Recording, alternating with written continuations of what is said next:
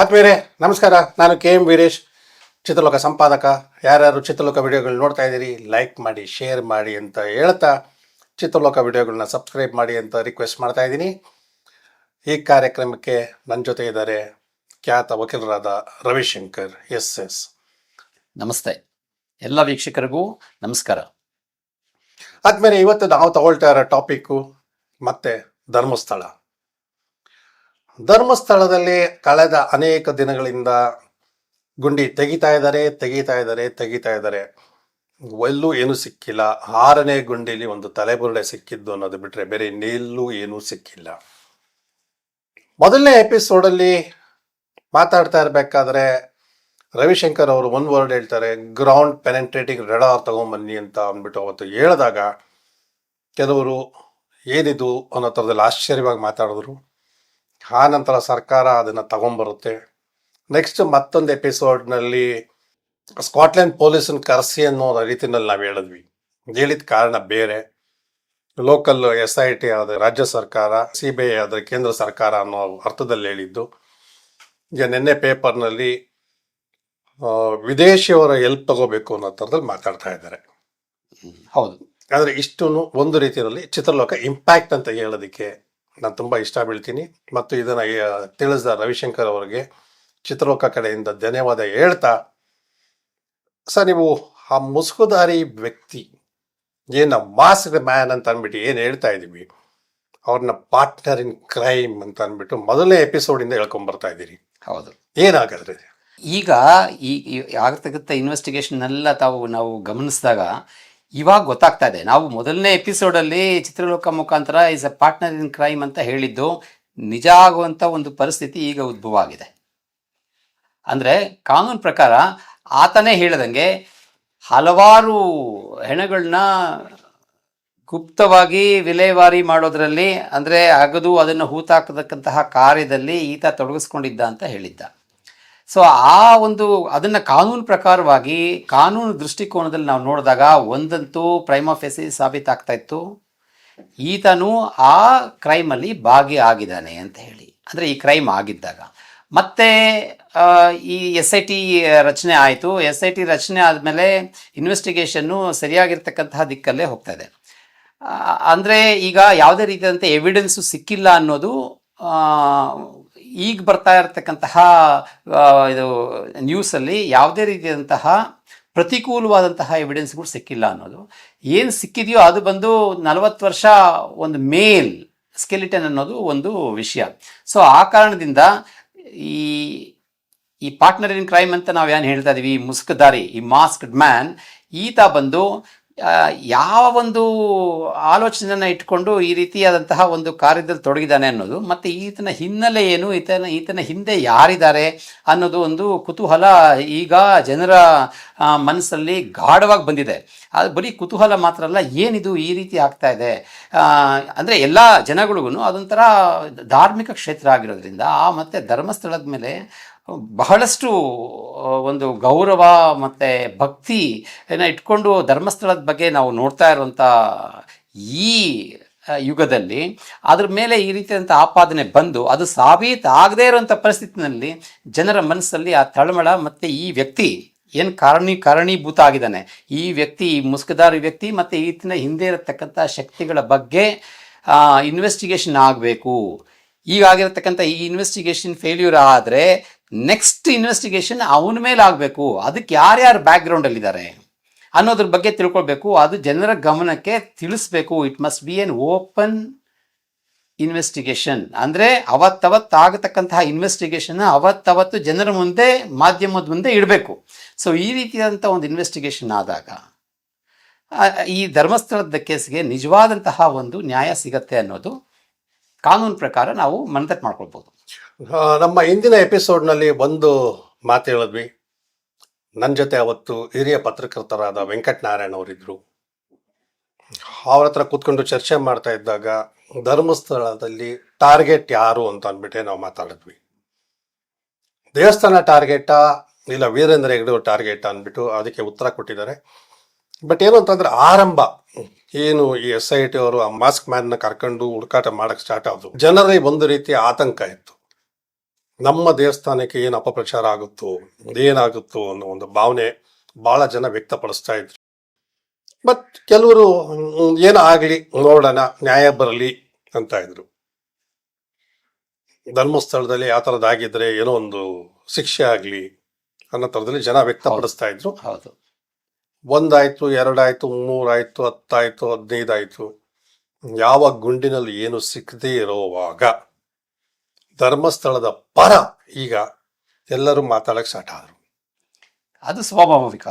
ಅದು ಹೇಗೆ ಸ್ವಾಭಾವಿಕ ಅಂದರೆ, ಈಗ ಧರ್ಮಸ್ಥಳದ ಮೇಲೆ ಮೊದಲಿಂದನೂ ಸಹ ಭಕ್ತಾದಿಗಳಿಗೆ ಒಂದು ಅಚಲವಾದಂತಹ ಒಂದು ಭಾವನೆ, ಮತ್ತು ಅದನ್ನು ನೂರಾರು ವರ್ಷಗಳಿಂದ ನಡೆಸ್ಕೊಂಡು ಬರ್ತಿರ್ತಕ್ಕಂತಹ ಒಂದು ಧರ್ಮಸ್ಥಳ ಬೋರ್ಡ್ ಏನಿದೆ, ಅವ್ರು ಮಾಡಿರ್ತಕ್ಕಂತಹ ಈ ಸಾಮಾಜಿಕ ಕಾರ್ಯಕ್ರಮಗಳು, ಮತ್ತು ಅವ್ರು ಅಲ್ಲಿ ಅವರು ಯಾವ ರೀತಿ ಒಗ್ಗೂಡಿಸ್ಕೊಂಡು ಜನರನ್ನೆಲ್ಲ ಯಾವ ರೀತಿ ಒಗ್ಗೂಡಿಸ್ಕೊಂಡು ಅಲ್ಲಿ ಯಾವ ರೀತಿ ಈ ಸಣ್ಣ ಕೈಗಾರಿಕೆಗಳ ಪ್ರಗತಿ ಪಥದ ತಗೊಂಡು ಅದಿರತಕ್ಕಂಥ ರೈತರನ್ನ ಗಣನೆಗೆ ತಗೊಂಡು ಬರೀ ಇದು ಧರ್ಮಕ್ಷೇತ್ರ ಅನ್ನೋದನ್ನು ಬಿಟ್ಟು ಹೊರತುಪಡಿಸಿ ಇಡೀ ಧರ್ಮಸ್ಥಳದ ಸುತ್ತಮುತ್ತಲ ಹಳ್ಳಿಗಳನ್ನ ಸಮಗ್ರ ಅಭಿವೃದ್ಧಿಗೆ ಧರ್ಮಾಧಿಕಾರಿಗಳು ಕಾರಣೀಭೂತರಾಗಿದ್ದಾರೆ ಅನ್ನೋದು ಎಲ್ಲರಿಗೂ ಗೊತ್ತಿರೋ ವಿಷಯ.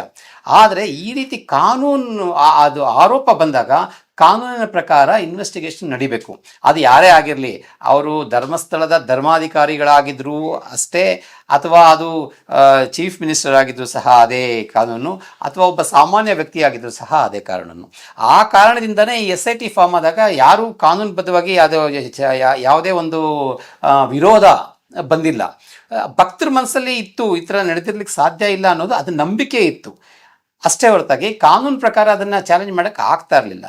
ಈಗ SIT ಇನ್ವೆಸ್ಟಿಗೇಷನ್ ಮಾಡ್ಕೊಂಡು ಇಷ್ಟು ದಿನ ಆದಮೇಲೆ ಏನೂ ಯಾವುದೇ ಎವಿಡೆನ್ಸ್ ಈತ ಏನು ಹೇಳಿದ್ದಾನೆ, ಯಾರು ಈ masked man partner in crime ಏನು ಹೇಳಿದ್ದಾನೆ, ಅದು ಯಾವುದೂ ಅಲ್ಲಿ ಸಿಗದೇ ಇರೋ ಕಾರಣದಿಂದ ಈಗ ಜನರಲ್ಲಿದ್ದಂಥ ಅಚಲವಾದಂಥ ನಂಬಿಕೆ ಧರ್ಮಸ್ಥಳದ ಮೇಲೆ ಹೆಚ್ಚಾಕೊಂಡು ಹೋಗ್ತಾ ಇದೆ. ಬಟ್ ಧರ್ಮಸ್ಥಳ ಒಂದು ರೀತಿಯ ಸಾಂಸ್ಕೃತಿಕ ಕೇಂದ್ರ ಅಂತಲೇ ಹೇಳ್ಬೋದು, ಭಕ್ತಿಯ ಸಾರುವ ಒಂದು ಕ್ಷೇತ್ರ ಅಂತ ಹೇಳ್ಬೋದು. ಯಾವುದೇ ಕ್ಷೇತ್ರದಲ್ಲಾದರೂ ಒಂದಲ್ಲ ಒಂದು ರೀತಿ ಕ್ರೈಮ್ಗಳು ಆಗ್ತಾನೆ ಇರುತ್ತೆ. ಹೌದು, ಧರ್ಮಸ್ಥಳ ಆಗಿರ್ಬೋದು, ಇನ್ಯಾವುದೋ ದೇವಸ್ಥಾನ ಆಗಿರ್ಬೋದು, ಇಸ್ಕಾನ್ ಆಗಿರ್ಬೋದು, ಆದರೆ ಅವೆಲ್ಲ ಮುಚ್ಚೋಗ್ತಾ ಇರ್ತಾವ ಅಂದ್ಬಿಟ್ಟು. ನೋಡಿ, ಈಗ ನಾನು ಏನು ಹೇಳಕ್ಕೆ ಇಷ್ಟಪಡ್ತೀನಿ ಅಂದರೆ, ಇವಾಗ ಒಂದು ಮನೆಯಲ್ಲಿ ಒಂದು 8 ಜನ ಸದಸ್ಯರಿದ್ದಾರೆ. ಯಾರೋ ಒಬ್ಬ ತಪ್ಪು ಮಾಡ್ತಾನೆ. ಸೊ ಈ ಮನೆ ಪೂರ್ತಿ ಎಲ್ಲರೂ ಮನೆಯಲ್ಲಿರ್ತಕ್ಕಂಥ ಎಲ್ಲ 8 ಜನರೂ ಹುಟ್ಟದಿಂದ ಅವ್ರು ಸಾಯೋವರೆಗೂ ಸಜ್ಜನರಾಗೇ ಇದ್ದಾರೆ ಅಂತ ಹೇಳಕ್ಕೆ ಬರೋದೇ ಇಲ್ಲ.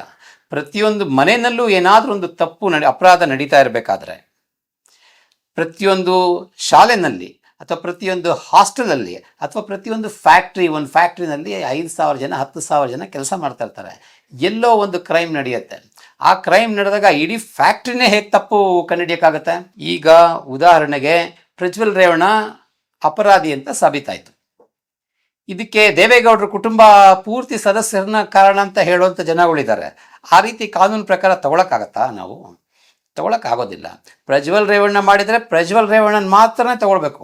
ಆ ರೀತಿ ಅಕಸ್ಮಾತ್ ಆಗಿ ಧರ್ಮಸ್ಥಳದಲ್ಲಿ ಏನಾದರೂ ಒಂದು ಅಪರಾಧ ನಡೆದಿದ್ರೆ ಅದು ಸ್ವಾಭಾವಿಕ, ಯಾರಾದರೂ ಮಾಡ್ತಾ ಇರ್ತಾರೆ. ಅದೇನು ಧರ್ಮಸ್ಥಳ ಬಂದ್ಬಿಟ್ಟು ಜನರಿರತಕ್ಕಂತಹ ಜಾಗ ಅಲ್ವಾ? ಜನರಿರ್ಬೇಕಾದ್ರೆ ಅಪರಾಧಗಳು ನಡೀತಾನೆ ಇರುತ್ತೆ. ಅದು ಈ ನಿಬಿಡ ಪ್ರದೇಶ, ಈ ಧರ್ಮಕ್ಷೇತ್ರಗಳಲ್ಲಿ ಪಿಕ್ ಪಾಕೆಟ್ಸು, ಕಳ್ತನ, ಮತ್ತು ಈ ಅಟ್ಯಾಕ್ಸು, ಮರ್ಡರ್ಸು, ಸೂಸೈಡ್ಸು ಇದು ಇನ್ನೂ ಹೆಚ್ಚಾಗಿ ನಡೀತಾ ಇರುತ್ತೆ.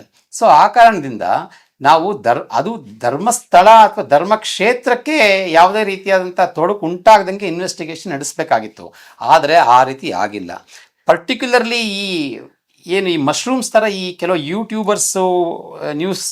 ಯೂಟ್ಯೂಬರ್ಸ್ ಚಾನೆಲ್ಸ್ ಏನು ಉದ್ಭವ ಆದವು, ಅವೆಲ್ಲವನ್ನು ನಾವು ನೋಡ್ತಾ ಇದ್ದರೆ ಎಲ್ಲ ಧರ್ಮಸ್ಥಳನ ಅವಹೇಳನ ಮಾಡೋ ಥರನೇ ಮಾಡ್ತಾ ಇದ್ದಾರೆ. ಮತ್ತು ಅದನ್ನು ಅಡ್ಮಿನಿಸ್ಟ್ರೇಷನ್ ಅಂದರೆ ಧರ್ಮಕ್ಷೇತ್ರದ ಅಡ್ಮಿನಿಸ್ಟ್ರೇಷನ್ ಏನಿದೆ, ಧರ್ಮಾಧಿಕಾರಿ ಮತ್ತು ಆ ಒಂದು ಅಡ್ಮಿನಿಸ್ಟ್ರೇಷನ್, ಆ ಸಂಸ್ಥೆ ಒಂದೇನಿದೆ, ಅದ್ರ ಬಗ್ಗೆ ಆರೋಪ ಮಾಡೋ ಥರ ಒಂದು ಪರಿಸ್ಥಿತಿ ನಿರ್ಮಾಣ ಆಗಿತ್ತು. ಸೊ ಅದೊಂಥರ ಘೋರ ಅಪರಾಧ. ಆ ರೀತಿ ಆಗಬಾರ್ದು. ಸೊ ಈ ರೀತಿ ಈಗ ಬರುವಂಥ ದಿನಗಳಲ್ಲಿ ಈ ಆರೋಪ, ಈ mask man partner in crime ಹೇಳಿರೋದು ಸುಳ್ಳು ಅಂತ ಸಾಬೀತಾದಂಥ ಪಕ್ಷದಲ್ಲಿ ಏನಾಗುತ್ತೆ? ನನಗೆ ಮೊದಲನೇದಾಗಿ ಎರಡಾಗ್ಬೋದು. SIT ಬಂದ್ಬಿಟ್ಟು ಡಿಸಾಲ್ವ್ ಮಾಡ್ಬೋದು, ಯಾಕೆಂದರೆ ಇದು ಸ್ಟೇಟ್ ಗೌರ್ಮೆಂಟ್ ಮಾಡಿರ್ತಕ್ಕಂಥದ್ದು. ಕೋರ್ಟ್ SITನ ರಚನೆ ಮಾಡಿದರೆ ಕೋರ್ಟು ಅದ್ರ ಬಗ್ಗೆ ಆರ್ಡರ್ಸ್ ತೊಗೊಂಡು ಡಿಸಾಲ್ವ್ ಮಾಡಬೇಕಾಗತ್ತೆ.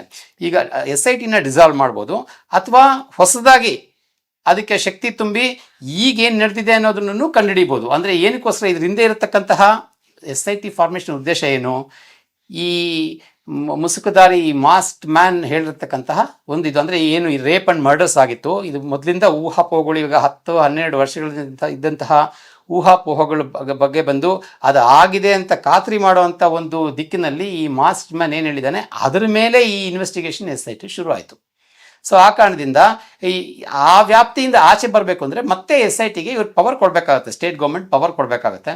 ಕೊಟ್ಟಾಗ ಇದ್ರ ಹಿಂದೆ ಯಾರಿದ್ದಾರೆ ಅಂದರೆ ಯಾರು ಈ ತಪ್ಪು ಆರೋಪ ಮಾಡಿದ್ದಾನೆ, ತಪ್ಪು ಆಪಾದನೆ ಮಾಡಿದ್ದಾನೆ, ಮತ್ತು ಆತ ಹೇಳಿರ್ತಕ್ಕಂತಹ ಒಂದು ಅಲ್ಲಿ ರುಜುವಾತು ಆಗದೇ ಇರೋ ಕಾರಣದಿಂದ ಆತನೇ ತಪ್ಪಿತಸ್ಥ ಅನ್ನೋದು ಮೇಲ್ನೋಟಕ್ಕೆ ರುಜುವಾತಾಗತ್ತೆ. ಆ ಕಾರಣದಿಂದ ಅದನ್ನು ಗಣನೆಗೆ ತಗೊಂಡು ಇನ್ವೆಸ್ಟಿಗೇಷನ್ನೇ ಮುಂದುವರಿಸಬೇಕಾಗತ್ತೆ. ಈಗ ಮಾಸ್ಕ್ ಮ್ಯಾನ್ ಏನು ಹೇಳ್ತಾ ಇದ್ದಾರೆ, ನಾನು ಇಲ್ಲಿ ಮಾಡಿದ್ದೀನಿ ಅಂದ್ಬಿಟ್ಟು ಬಹುಶಃ ಈಗ ಧರ್ಮಸ್ಥಳದಕ್ಕೆ ಬುಡಕ್ಕೆ ಬರ್ತಾವ್ರ ಅಂತ, ಕಾಂಪೌಂಡ್ ಅಂಗಳಕ್ಕೆ ಬಂದಾಗಿದೆ ಇಲ್ಲಗಿರಿ ಅಂದ್ಬಿಟ್ಟು ಅಂತ ನೋಡಿ. ನನಗೆ ಹೋಗ್ತಾ ಹೋದ್ರೆ ಧರ್ಮಸ್ಥಳದ ಮೂಲ ದೇವಾಲಯದ ಹತ್ರನೂ ಬಂದ್ರು ಆಶ್ಚರ್ಯ ಇಲ್ಲ ಅಂತ ಕೆಲವರು ಮಾತಾಡ್ತಾ ಇದ್ದಾರೆ. ನೋಡಿ, ಇದು ಕೆಲವುದು ಕಾನೂನು ಬಂದು ಅಪರಾಧನ ಕಂಡುಹಿಡಿಯೋದಕ್ಕೆ ಉಪಯೋಗ ಆಗಬೇಕು ಅಂತ ಮಾಡಿರ್ತಕ್ಕಂಥದ್ದು. ಇವಾಗ ಯಾವುದೇ ಒಂದು ಒಬ್ಬ 100 ಜನ ಅಪರಾಧಿಗಳಿಗೆ ಶಿಕ್ಷೆ ಆಗಿಲ್ಲ ಅಂದ್ರೂ ಸಹ ಒಬ್ಬ ನಿರಪರಾಧಿ ಶಿಕ್ಷೆ ಆಗಬಾರ್ದು ಅನ್ನೋದು ನಮ್ಮ ಬೇಸಿಕ್ ಕಾನೂನಿನ ಬೇಸಿಕ್ ತಳಹದಿ ಏನಿದೆ ಅದು. ಆದರೆ ಇವಾಗ ನಡೀತಾ ಇರತಕ್ಕಂತಹ ಈ SIT ವ್ಯವಸ್ಥೆ ಏನಿದೆ, ಮತ್ತು SIT ಫಾರ್ಮ್ ಆಗೋದಕ್ಕೂ ಸಹ ಈ ನಾವು ಅಂದರೆ ಊಹಾಪೋಹದ ಮೇಲೆ, ಇಲ್ಲದೇ ಇರತಕ್ಕಂತಹ ಒಂದು ಎವಿಡೆನ್ಸ್ ಮೇಲೆ ಈ ಒಂದು SIT ಫಾರ್ಮೇಷನ್ ಆಗಿ ವ್ಯಥಾ ಜನರ ದುಡ್ಡು ಖರ್ಚಾಗ್ತಾ ಇದೆ ಅಂತ ಒಂದು ಮನೋಭಾವ ಈಗ ದಟ್ಟವಾಗ್ತಾ ಇದೆ. ಮಾಸ್ಕ್ ಮ್ಯಾನ್ಗೆ ಏನಾಗ್ಬೋದು ತಪ್ಪು ಅಂತ ಆದರೆ? ಮೊದಲನೇದಾಗಿ ಆತ ಮಾಡೋದು ತಪ್ಪು ಅಂತ ಆದರೆ ಆತನ ಐಡೆಂಟಿಟಿನ ಕೋರ್ಟ್ ರಿವೀಲ್ ಮಾಡಬೇಕಾಗತ್ತೆ. ಅಂದರೆ ಅವನು ಯಾರು, ಅವನ ಹೆಸರೇನು, ಮತ್ತು ಅವನದು ಆಧಾರ್ ಕಾರ್ಡ್ ಯಾವುದು, ಅವನು ಎಲ್ಲಿ, ಅವನು ಹೇಗಿದ್ದ ಅನ್ನೋದನ್ನ ಕೋರ್ಟ್ ಬಂದು ರಿವೀಲ್ ಮಾಡಬೇಕಾಗತ್ತೆ. ಬೇರೆ ಯಾರು ರಿವೀಲ್ ಒಂದು ಹೆಸರು ಬರ್ತಾ ಇರೋದು ಭೀಮಾ ಅನ್ನೋ ಒಂದು ಹೆಸರು ಬರ್ತಾ ಇದೆ. ಆ ಭೀಮಾ ಆತಂದ ನಿಜವಾದ ಹೆಸರು ಅಥವಾ ಗಿವನ್ ನೇಮ್? ಅದು ಗಿವನ್ ನೇಮ್ ಅಂತ ಅನ್ಸುತ್ತೆ, ಆತಂದು ಒರಿಜಿನಲ್ ಹೆಸರು ಅಲ್ಲ ಅಂತ ಅನ್ಸುತ್ತೆ. ಸೊ ಯಾವಾಗ ಈ ಮಾಸ್ಕ್ ಮ್ಯಾನ್ ಮಾಸ್ಕ್ ತೆಗಿಬಹುದು ಚಾನ್ಸಸ್ ಇದೆ ನಿಮ್ಮ ಪ್ರಕಾರದಲ್ಲಿ? ಒಂದು ಆತನೇ ರಿವೀಲ್ ಮಾಡ್ಬೋದು, ಇದು ಮೊದಲನೇ ಆಪ್ಷನ್ನು. ಬೇರೆ ಈಗ ಕೆಲವರು ನಾವು ಇವನ್ನ ನೋಡಿದ್ದೀವಿ, ಇವನ ಹೆಸರಿದು, ಇವನ ಹೆಸರದು, ಇವನು ಈ ರೀತಿ ಕೆಲಸ ಮಾಡ್ತಾ ಇದ್ದ, ಇವನ ಈ ರೀತಿ ಕಳ್ತನ ಮಾಡ್ತಾ ಇದ್ದ, ಹೆಣದ ಮೇಲೆ ಇರ್ತಕ್ಕಂಥ ಜ್ಯುವೆಲ್ರಿ ತೊಗೊಂಡು ಹೋಗ್ತಾ ಇದ್ದ ಅಂತ ಕೆಲವರು ಮಾತಾಡ್ತಾ ಇದ್ದಾರೆ, ಸ್ಥಳಸ್ಥರು ಮಾತಾಡ್ತಾ ಇದ್ದಾರೆ. ಅದು ಸಹ ತಪ್ಪಾಗತ್ತೆ. ಆತ ವಿಟ್ನೆಸ್ ಪ್ರೊಟೆಕ್ಷನ್ ಸ್ಕೀಮಲ್ಲಿ ಇದ್ದಾನೆ ಈಗ. ಸೊ ಆ ಕಾರಣದಿಂದ ಅವನ ಹೆಸರು ಹೇಳೋದು ಅಕಸ್ಮಾತಾಗಿ ಇವ್ರು ಗೊತ್ತಿದ್ರು ಸಹ ಅದನ್ನು ಯಾರೂ ಹೇಳಬಾರ್ದು. ಅದು ಸಿಸ್ಟಮ್ಯಾಟಿಕ್ ಆಗಿ ಕಾನೂನು ಪ್ರಕಾರ ಕೋರ್ಟಿಂದಾನೇ ರಿವೀಲ್ ಆಗಬೇಕೆ ಹೊರತು ಬೇರೆ ಯಾರು ಅವನ ಹತ್ತಿರದಿಂದ ನೋಡಿರೋರು ಸಹ ಈ ಮಾಸ್ಕ್ ಮ್ಯಾನ್ ಹೆಸರಾಗಲಿ ಅವನದು ಐಡೆಂಟಿಟಿ ಆಗಲಿ ತೊಗೊಂಬಂದರೆ ಅದು ಕಾನೂನು ಪ್ರಕಾರ ಅಪರಾಧ ಆಗುತ್ತೆ. ಇತ್ತೀಚೆಗೆ ಉಪಮುಖ್ಯಮಂತ್ರಿ DK ಶಿವಕುಮಾರ್ ಅವರು ಅಸೆಂಬ್ಲಿಯಲ್ಲಿ ಹೋಮ್ ಮಿನಿಸ್ಟರ್ ಅವರು ಉತ್ತರ ಕೊಡ್ತಾರೆ ಅಂತ ಅಂದರು. ಅಂದರೆ ಉತ್ತರ ಕೊಡ್ತಾರೆ ಅಂತಂದರೆ ಇದು ಕ್ಲೋಸಿಂಗ್ ಸ್ಟೇಜಿಗೆ ಬಂತು ಅಂತನ? ಅಲ್ಲ, ಈಗ ಏನಾಗಿದೆ, ಎಲ್ಲರೂ ಕಾದು ನೋಡಿದ್ದಾರೆ. ಇವಾಗ ಪರ್ಟಿಕ್ಯುಲರ್ಲಿ ರೂಲಿಂಗ್ ಗೌರ್ಮೆಂಟು SITನ ಫಾರ್ಮ್ ಮಾಡಿರೋದು, ಅಪೋಸಿಷನ್ ಪಾರ್ಟಿಯೆಲ್ಲ ಅವ್ರಿಗೆ ಯಾವುದೇ ರೈಟ್ಸು ಸಹ ಇಲ್ಲ. SITನ ಫಾರ್ಮ್ ಮಾಡಿರೋದು ಯಾರು? ಸರ್ಕಾರ, ಈಗ ನಡೀತಾ ಇರತಕ್ಕಂತಹ ಸರ್ಕಾರ, ಕಾಂಗ್ರೆಸ್ ಪಾರ್ಟಿ SITನ ಫಾರ್ಮ್ ಮಾಡಿರೋದು. ಈಗೇನಾಗಿದೆ, ಫಾರ್ಮ್ ಮಾಡಿ ಯಾವುದೇ ರೀತಿಯಂಥ ಒಂದು ಅಡ್ವಾನ್ಸ್ಮೆಂಟ್ ಇದುವರೆಗೂ ಸಿಕ್ಕಿಲ್ಲ ಅವ್ರಿಗೆ. ಯಾವುದೇ ಅಂಥ ಕುರುಹುಗಳು ಮತ್ತು ಅದರ ಚಿಹ್ನೆಗಳು ಮತ್ತು ಎವಿಡೆನ್ಸ್ ಮೆಟೀರಿಯಲ್ಸ್, ಈತ ಹೇಳಿರೋ ಥರ 100 ಹೆಣಗಳನ್ನ ರೇಪ್ ಆ್ಯಂಡ್ ಮರ್ಡರ್ ಮಾಡಿ ನಾನೇ ಹೂತಾಕಿದ್ದೀನಿ ಅಂತ ಮೊದಲು ಹೇಳಿದ್ದು. ಅದಾದ ನಂತರ ಇದು ಬೇರೆ ಒಂದು ಇಂಗ್ಲೀಷ್ ನ್ಯೂಸ್ ಚಾನೆಲ್ಸ್ಗೆ ಇಂಟರ್ವ್ಯೂ ಕೊಡಬೇಕಾದ್ರೆ ನಾನು ಮತ್ತು ನನ್ನ ಸಂಬಂಧಿಕ ಮತ್ತು ಇನ್ನೂ ನನ್ನ ಕೆಲವು ಸ್ನೇಹಿತರು ಸೇರ್ಕೊಂಡು ನಾವು ಇದನ್ನು ಈ ಡೆಡ್ ಬಾಡೀಸ್ನ ವಿಲೇವಾರಿ ಮಾಡಿದ್ದೀವಿ ಅಂತ ಹೇಳಿರ್ತಕ್ಕದ್ದು.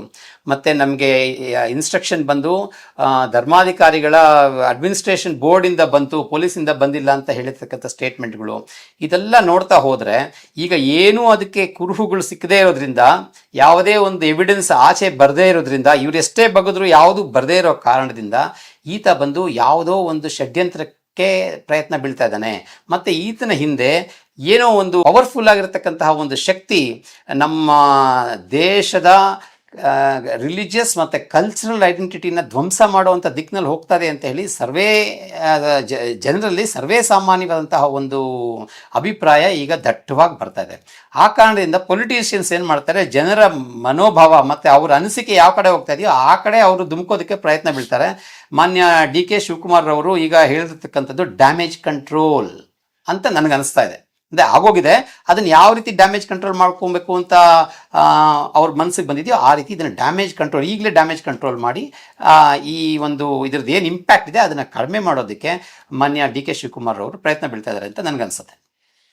ಆದ್ಮೇಲೆ ಧರ್ಮಸ್ಥಳದ ಬಗ್ಗೆ ಮತ್ತೊಂದು ಎಪಿಸೋಡ್ ಮಾಡಿದ್ದೀವಿ. ಈ ಬಾರಿ ಮಾಸ್ಕ್ ಮ್ಯಾನ್ ಮಾಸ್ಕ್ ಯಾವಾಗ ಕಳಚುತ್ತೆ ಅನ್ನೋ ಒಂದು ಪ್ರಶ್ನೆ ಇಟ್ಕೊಂಡು ಮಾತಾಡಿದಾಗ ಶ್ರೀ ರವಿಶಂಕರ್ ಅವರು ಉತ್ತರ ಕೊಟ್ಟಿದ್ದಾರೆ. ಬಹುಶಃ ಸದ್ಯದಲ್ಲೇ ಧರ್ಮಸ್ಥಳದ ಪ್ರಕರಣ ಅಂತ್ಯವಾಗುತ್ತಾ ಇಲ್ಲ 30 ಸ್ಪಾಟ್ ಏನು ಗುರುತಿಸಿದ್ದಾರೆ ಅದು ಮುಂದುವರಿಯುತ್ತಾ ಅನ್ನೋದು ಕಾದು ನೋಡ್ತಾ ಈ ಕಾರ್ಯಕ್ರಮ ಮುಗಿಸ್ತಾ ಇದ್ದೀನಿ. ಯಾರ್ಯಾರು ಈ ಚಿತ್ರಲೋಕ ವಿಡಿಯೋ ನೋಡ್ತಾ ಇದ್ದೀರಿ ಎಲ್ಲರೂ ಲೈಕ್ ಮಾಡಿ, ಶೇರ್ ಮಾಡಿ, ಸಬ್ಸ್ಕ್ರೈಬ್ ಮಾಡಿ ಅಂತ ಹೇಳ್ತಾ ಈ ಕಾರ್ಯಕ್ರಮ ಮುಗಿಸ್ತಾ ಇದ್ದೀನಿ. ನಮಸ್ಕಾರ. ನಮಸ್ಕಾರ.